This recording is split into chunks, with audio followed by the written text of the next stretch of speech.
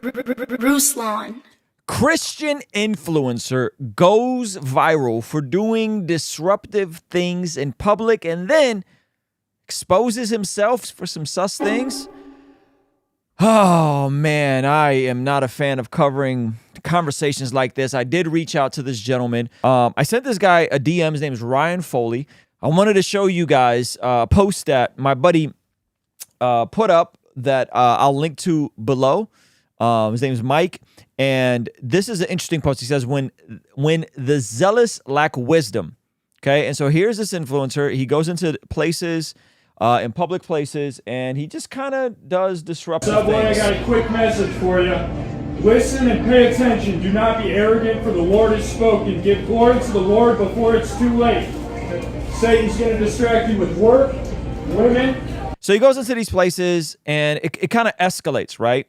He'll go into gyms, he'll go into subways, he'll do these massive, over-the-top points. And the article here, which I think is really good, it says, good intention, poor execution. We can very easily let our zeal and passions dictate our methods of love. And then there's a bomb quote directly from Proverbs chapter 19, verse 2. It says, desire without knowledge is not good. Okay, enthusiasm, the New Living Translation says, enthusiasm without knowledge is not good. Haste makes mistakes. Okay, and as we go through this carousel post, did anyone respond to the call to repentance, right, in these sorts of situations? I don't know. Evangelism without tact is counterproductive.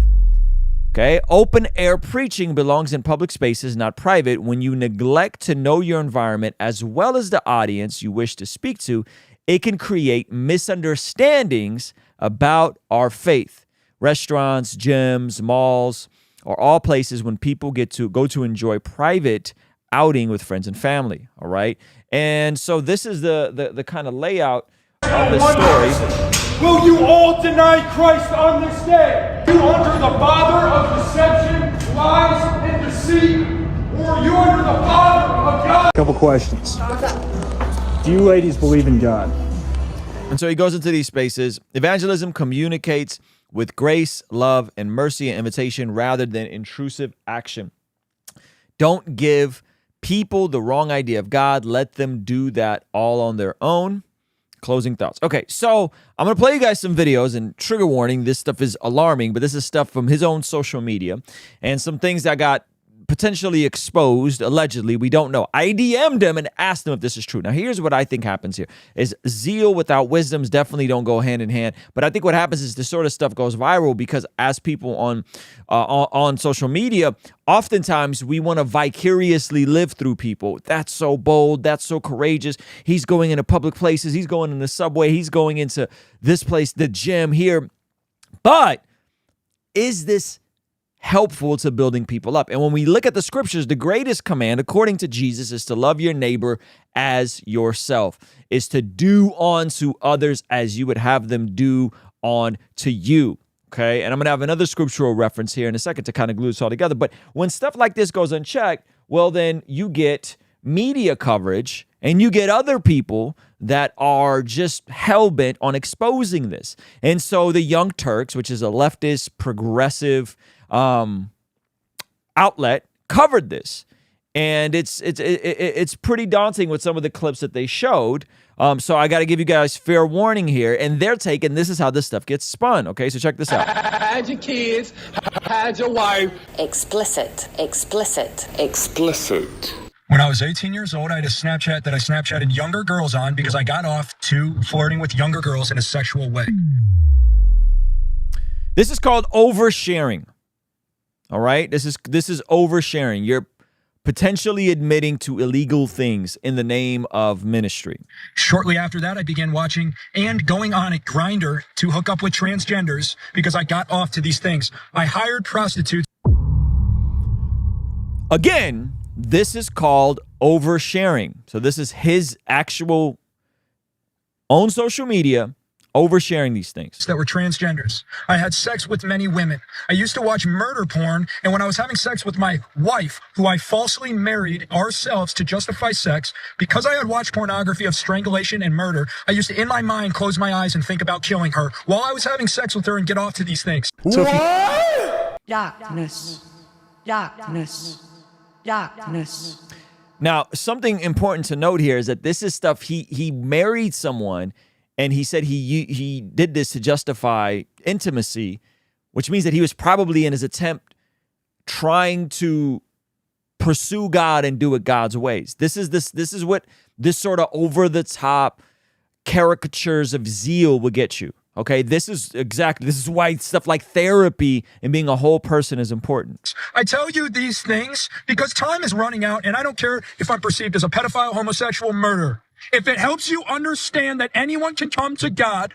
Oh my. This is a sickness of the highest order. The question that it's going to come down to is this approach to evangelism, one, biblical, two, helpful, and three, effective? And when people fall into this sort of thinking and do these sorts of things, are they then overcompensating for something? In their oversharing, are they overcompensating for something? This gentleman needs help. He needs treatment. He needs a Christian therapist in his life. If the disciples and the scriptures today, if we would get this kind of energy from them in Jesus, right? I'm in the book of Thessalonians right now, 1 Thessalonians, and it's this beautiful book about Paul and engaging with the church in Thessalonica. And in the church of Thessalonica, which is inside of Greece, modern day Greece, Paul is planting the church around Acts chapter 17 when he is in Athens. You guys remember he's in Athens, Greece, and this is around that time in Acts 17. What happens is this church starts to thrive and starts to flourish, but then massive persecution breaks out. And in the massive persecution that's breaking out for this church, other teachings start sliding in and other things start influencing them, right? And there becomes persecution from the world and then persecution from religious people, and it's just weird. And then in that, they are basically checking out. They're basically checking out. And if you go to 1 Thessalonians 4, Paul reminds them that a couple of things. One, you are to live holy. Okay, you are to live set apart. And then two, he basically encourages them that your reputation amongst the Gentiles, amongst the worldly folks, should not be one of sexual immorality. It should not be one of impurity. That your reputation should be of those who are consumed with serving people and working hard and being known by your lifestyle, which is different. 1 Thessalonians chapter 4, he writes to them and he says, make it your ambition to lead a quiet life, working with your own hands, so that your daily life may win the respect of outsiders, and you will not be dependent on anyone. Okay? 1 Thessalonians 4. All right? It's a beautiful verse. Make it your ambition to lead a quiet life, minding your own business, okay, working with your own hands, so that your daily life may win the respect of outsiders and so that you will not be dependent on anybody. So this church in Thessalonica, which is probably similar to how we feel now in America. We probably feel very persecuted. So when we see stuff like this, it's like, yeah, right? But Paul points back to be wise. Be wise with how you're here. Be wise with your reputation. Be wise with how you serve people. Be wise with how you engage with people. Be wise on this side of eternity. Don't be consumed with, oh, the end is going to come. So it's all ending. It's all going to hell. So No. Be wise. Serve people. Mind your own business. Don't be a busybody. Don't be someone that, you need all this attention on yourself, right? Make it your ambition to lead a quiet life. Okay. When the disciples were with Jesus, this argument happened twice amongst them. And the argument amongst them is, I believe it's in all of the Gospels, but it repeats in Luke twice. And it's the argument of who is the greatest among them. Remember, they're expecting a political Messiah, a military Messiah. And the argument happens amongst them about who is the greatest. And both times, Jesus redirects their desire for greatness, and he tells them that the one who is the greatest is the one who serves. And he makes it very clear by serving, he means serving people in the way he's about to serve them. The second time this breaks out in Luke, it's at the Last Supper. Well, Jesus is about to go to the cross, and he's telling them this is in the middle of the Passover meal and all this moment, and they have the argument again: who is the greatest? Who has the most status? Who has the most clout? Who has the most followers? And he's arguing, and he's like, listen, the one who's the greatest is the one who serves.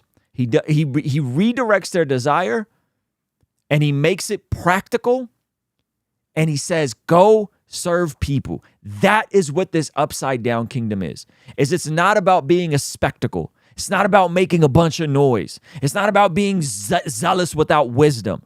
That it's actually about going out and serving people, serving in your local church, serving in your local community, loving people the way God loves them. Love your neighbor as yourself. Do unto others as you'd have them do unto you. There is the summary of the law. But I think we do this sort of stuff, and it's usually coming from folks who aren't plugged into local churches, getting discipled, getting into the Bible, and they're just super duper zealous, and this stuff catches on social media, which I'm not mad at people who want to share their faith on social media, but not in the name of being a spectacle. We should be working towards being sanctified, being holy, and living our lives this way. And usually when this sort of stuff happens, there's some weird backdoor secrets that the world is going to love to expose. But if you're genuinely consumed with serving people and doing good, loving your neighbor as yourself, preaching Jesus, the life, death, burial, and resurrection of Jesus, and then letting your actions match that, how you treat people, how you love people, how you engage with people you disagree with, I think that's a much better pathway. So anyway, those are my thoughts on this. Some of you guys asked me to cover it. I'll let you guys know and do an update video if he gets back to me. I don't know if the stuff in him still engaging with this tranny corn is real or not. But nevertheless, it's pretty alarming and pretty shocking. So thank you guys so much for hanging out. Hey, if you guys are anywhere near the Las Vegas area, July 26th, I will be at the Christian Influencers Convention. Myself, What Do You Mean, and John Clash. There's a little preview of that. Las Vegas, join me, and some of you guys might be familiar with my boy Ruslan KD.